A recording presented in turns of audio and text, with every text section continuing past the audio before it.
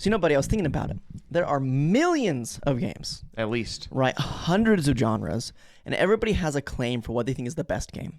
True. But after looking into it, I think we can definitively say that the best game there is Minecraft. Mass Effect. What? Minecraft. What's Mass Effect? Anyways, I'm Braden. I'm and this Buddy. is Buddy. And today we're going to be going over different video games that we enjoy, because even though there are millions of different games out there, there's going to be something for everybody. Depending on what mood you're trying to fill, what challenge you want, one game might be better than the other one. So even though I know my answer of Minecraft is just objectively correct over his, who even knows what Mass Effect is, some Halo ripoff, we're Also going a good game. go over some of our favorite ones, which I think Mass Effect and Minecraft are some of our favorite games, respectively. I've never played Mass Effect. I don't really know what it is. So how about you tell me about?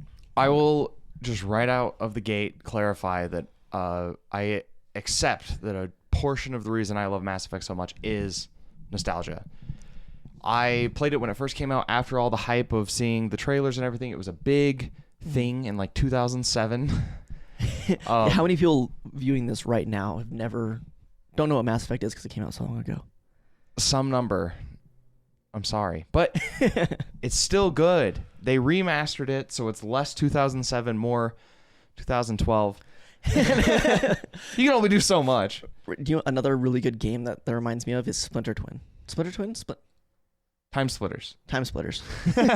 I feel like every time you've ever brought this game up, you get it wrong. And I remind you, because I also love that game. It's such a good one, but it reminds me too much of Magic the Gathering's standout modern combo deck. Yeah. Mass Effect is a third-person action RPG, and it's futuristic in space. Basically, humanity in the year 2140 or something. Okay. We discover alien tech on Mars that, through reverse engineering, allows us to build spaceships and stuff. Oh, so it's not like another Land Rover, but from Venus? What? It's not like we send Land Rovers to Mars, Mm-hmm. and the alien tech we find is actual advanced technology, not just like another rover from a different planet. Right. Yes. Okay. It is full-on space tech that gives us shielding and faster than light travel through the mass relays, which are these big spaceship things in space. I'm pretty sure that is related to your next pick. It also could be. Anyway, it's a very fun game where you play your customized character, you recruit allies, you battle the bad guys, and then the big thing with Mass Effect that a lot of games do now is when you're having a cutscene, you get to choose one of 6 options, and your dialogue choices affect how other characters view you in the game, whether you're a good guy, a bad guy, you're mean, nice, who you can romance. Oh. You can go chase after some alien genitals of your choice. So you get to get allies. Is it just there's a predetermined number of allies and you're going to get every single one of them? Or can you customize your gameplay by choosing different allies this time versus the ones you chose in your last run?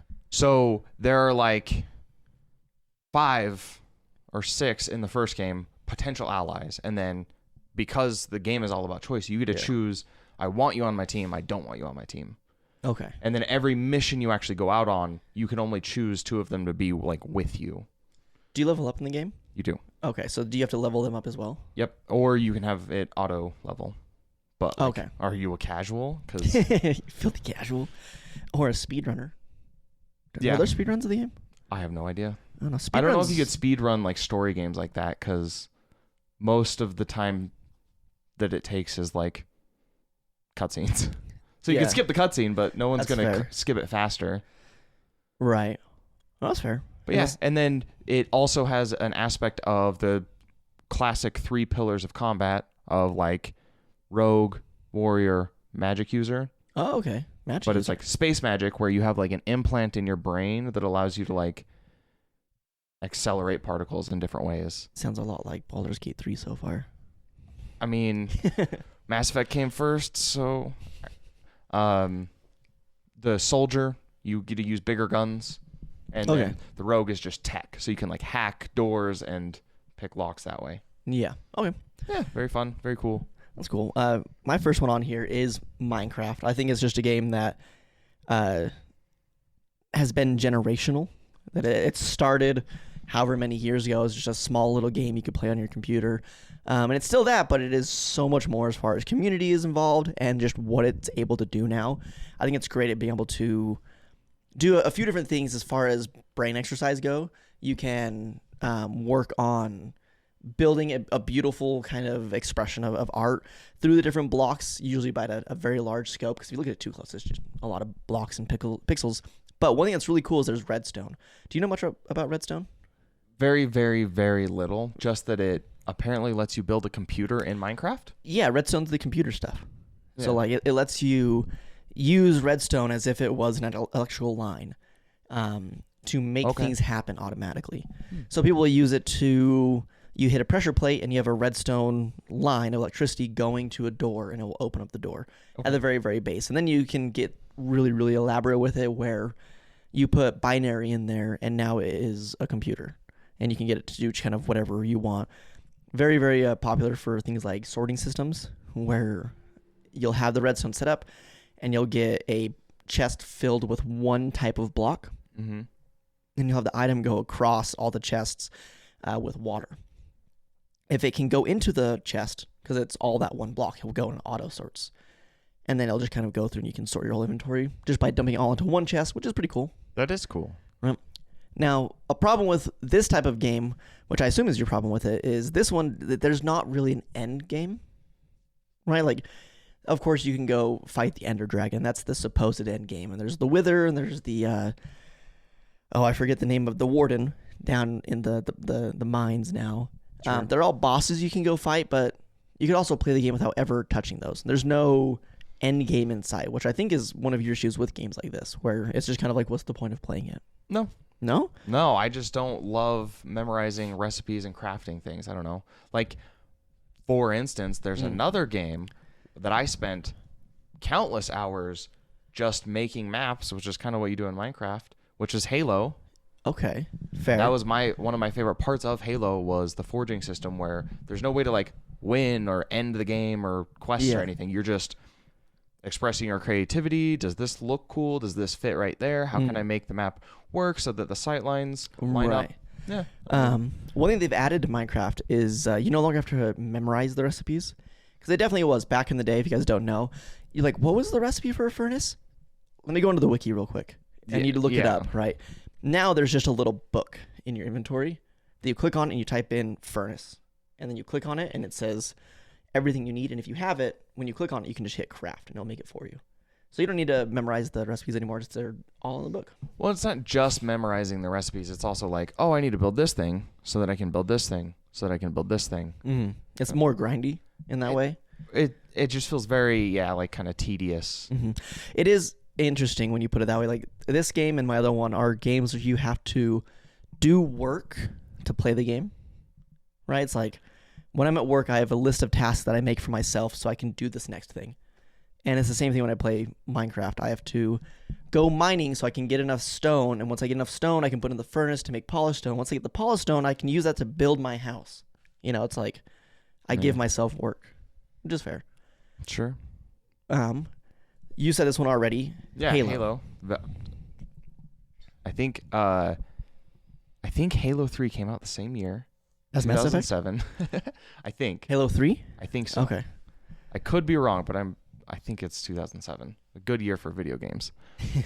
Ton of time playing multiplayer. I was one of the small percentage of people to get recon armor. Do you know about that?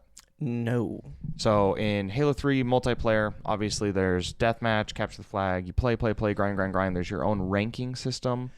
Wait, your own ranking system? What do you mean? Like in multiplayer, in each of the different game types, you rank up, and it's okay. So there's a ranking system, and you can fall.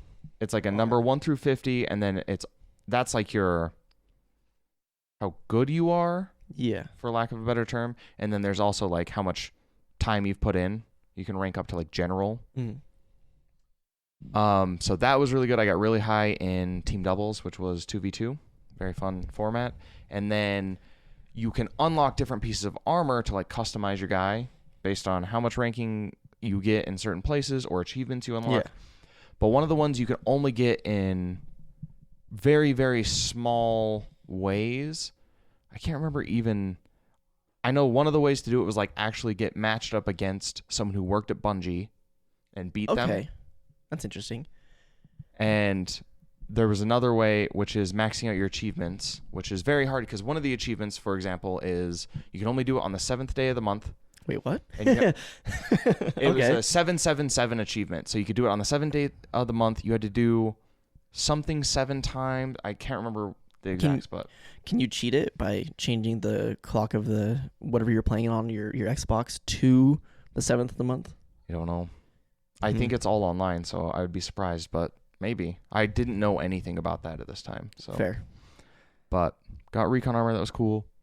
Like I said, the forging system, making maps for both the deathmatch system or just puzzle maps, which I think I've talked about before. Yeah, we've talked about that one before. Just like an escape room building in a game. I don't know. It was awesome. Right, and Buddy's Tattoo all the time gets mistaken for the sword Because Halo is much more well-known than Mass Effect. than yeah. Mass Effect. But I'll take it because it's also a really good game. My other one is one called 7 Days to Die. Minecraft 2. Oh, what did you say? Close. Same thing just about. Yeah. 7 Days to Die is a game that until very recently was in early access for like 13 years. And they would have stayed there, but they had to get off, didn't they? For like some marketing thing? Yeah. It was, they wanted to get their product on PlayStation and Xbox. In order to do that, they told them that they needed to release it as a finished game. So it's released as a finished game. However, if you load it up today, the loading screen still says it's an early access game. And they're still adding things to it. There's an update coming through, I think, like next week on it as well. But one thing that Minecraft lacks is like survival challenge, right? It's supposed to be at night. There's zombies and creatures and skeletons that can come get you. And you have a hunger bar you have to worry about. Yeah, but all those things are just after your first hour of playing the game, you're set for the entire time, you know? Easy. Yeah, and the only time you ever go die outside of that is if you're mining and something sneaks up behind you. And then you die, and you don't really have much of a choice as far as survival goes. It's like, bad luck. I got hit by a creeper, and I literally can't go anywhere else. Damn. 7 Days to Die tries to fix that by being another crafting survival game where you can build things. You have to go get resources to build those things, and you have to give yourself more work to do the work you want to work on. But it also has a lot more threat in the zombies that it does have. And the namesake of it, 7 Days to Die, is that every 7 days there's the blood moon. And all the zombies... 7. I know. Whoa. All the zombies on the map know where you are, and their whole goal is to kill you. So they're going to come and try to break down your base to get to you and kill you. So you have to, over the course of 7 days, you have to get as much ammo as you can. You have to get as many defenses as you can. Try to put up traps if you're able to. And find a way to lock yourself into a spot to survive the Horde Night. Now, the game has gone through several iterations. It used to be that you could just dig a hole really, really far deep, down in the ground. And you'd be good. How did the zombies not get you? Right. You'd dig down, you'd put a hole, or you like cover up the hole, and you just go straight down. And they wouldn't dig. Now they'll dig like crazy, and if you do that, they're going to collapse the ground underneath you, because 7 Days to Die has physics as far as like block stability goes, which is something that Minecraft does. On Minecraft, you can have all sorts of crazy ones. In 7 Days to Die, you need to worry about how stable your build is in order for it to actually stay up. It's like physics light Yeah. applied to it. Every time you place a block, it will have green, yellow, or red. And if it's green, it's stable. If it's yellow, it's stable enough. And if it's a red, it's going to collapse. So you can kind of gauge how things are going to go. And then zombies will try to break your support system. But it's a really fun one because you can work on getting different... Sorry, dude, I got to move you. You're messing with the lights. Whoop, whoop, whoop. I know. He came back. He didn't like it. I don't remember what I was saying because I got distracted here. So I think we'll just go to Dragon Age. Yeah, Dragon Age is another game I really loved. It is Mass Effect, but medieval fantasy instead of sci-fi. I'm noticing a theme here. It's made by the same people. Yeah. It's got very similar... Basically, it's almost like they took the same game and just reskinned it and made new like storylines and stuff. Okay. You have your customized character that starts out in a certain like position in the world, but like other than that you customize it, and then you go through and you recruit allies that are predetermined, but you get to choose who's in your party at the right time. But now you get spells and swords And instead dragons. of guns and spells And old. and dragons instead of aliens. But And there's a Very- new one of these that just came out, right? a new one came out. It is called the Veil Guard. It, unfortunately, the fourth Mass Effect and I think the fourth Dragon Age now have both been EA-ified. Oh no, yeah. And so I never finished Mass Effect 4. I don't know if I'm going to finish this Dragon Age based on how it's gone so far. Mass Effect 4, I knew it was a bad sign when I loaded it up and I made my character and it just looked like a sim. Yeah. And then I couldn't take any cutscene seriously because it looked like I was just playing The Sims. I don't know. Which It was is really funny 'cause fun that's something gameplay, a lot though. of people really like is when they can take a character and then customize it to look like a Smurf. And they think it's funny to be able to play their character that looks like a Smurf. Well, it would be fine Mhm. if that was an option, but not the requirement. In Mass Effect, one of my Okay. favorite playthroughs was I made a dude and I raised his eyebrows all the way up. Yeah. So in every cutscene, he just looks really surprised. It's so funny. That is pretty good. So, okay, there's not an option. That makes sense. Makes sense. It's better if you making them blue and weird is the out of the norm. Yeah, yeah. If it allows for it, cool. Mm. But if I want my serious character Space Marine guy to look like a serious character Space Marine guy, I want to be able to do that and not just think I'm playing The Sims. I don't know. That's fair. Anyway, Dragon Age, very, very fun. Different enough to be its own franchise and have a really cool storyline of its own. One of my favorite parts of it is there's an ongoing war. So basically, the magic realm is called the Fade. Okay. And when you dream, you kind of cross over to the Fade a little bit. And that's where dreams come from. But magic users are like, basically, if you're born, you might be a magic user or you might not. If Luck of you the draw. are, you have like a connection to the Fade and you can use that to cast magic. But you can be very dangerous if you don't know how to control it. So the church spawns the Templars Yeah. to basically be like the magic police. And now it becomes like illegal to be, you have to be a registered mage and go through government sponsored training to be a correct mage. And if Okay. you're not, you're an apostate and they hunt you down. And so What- there's a really cool like faction. Battle. Do you get to Issues going on. choose what faction you want to be on? Yeah. So a big part of the game is like throughout one of your party members is a Templar or a former Templar who started working for a king. Yeah. And then you can recruit like 2 different mages. And then a bunch of the storylines in there also just have you kind of choosing between, do I help the mage? Do I turn them in? What do I Right. do? And some of them, it's like, oh, some mages are good. And then sometimes this mage is kind of bad. I don't know. Like, so it was a really cool, interesting thing. And then Dragon Age 2 took that story to a cooler level, I think. That's cool. That sounds cool. Yeah. My next one is one where after playing Minecraft in 7 Days to Die enough and getting used to the challenge there, I wanted something that'd be a little bit harder. And yeah, he just pointed out there, it's Dark Souls. So I started playing Dark Souls. This is one that's a little bit more nostalgic for me as well. Because I played this a lot with my little brother. We would put on some like Bare Naked Ladies or some Hotel California playing in the background. And we would... Like the music? The music, yeah. Okay. Music for both of those. They're band. One of them was a band, one of them was a song from the Eagles. And then we would play Dark Souls 1. I never played Dark Souls 2, and then in 2016, Dark Souls 3 came out. And I played the crap out of that. I think I have, on my PlayStation, I have like 500 hours of it. And then on Steam, I think I have another 600 hours. Dang. And that was all like, for the most part, 2016 to 2017. It's a lot of time death. frame. I don't die often. But it's a game that was notorious for being hard. Because I think it was a game that was made before games got too hard. Or a specific type of hard. It has its own like feel to it where it feels like you're thrown into a dark room. And you're told to find the light switch. But the light switch is on the ceiling. You wouldn't know. Right? Yeah. And that's kind of how Dark Souls feels to play the first few times until you kind of figure it out.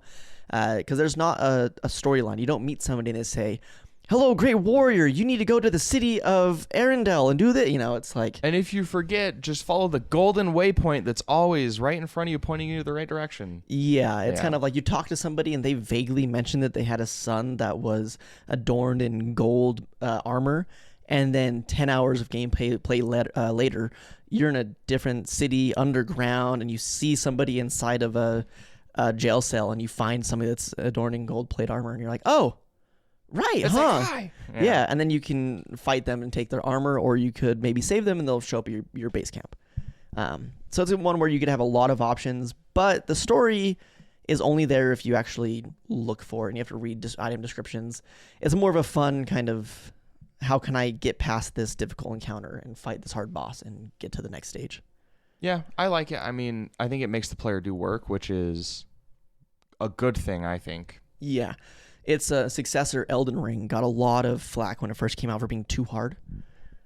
Really? Yeah, people were saying that it was too difficult and not fun for new players. It wasn't inviting because when you first go into Elden Ring, there's the giant, the horse dude right there. Oh, the Sentinel. Yeah, the Sentinel there. And people were like, he's too strong. You can't go anywhere. He just kills you. And he is a strong boss, but the whole point of all these type of games is exploration, right? If that is too strong, go somewhere else.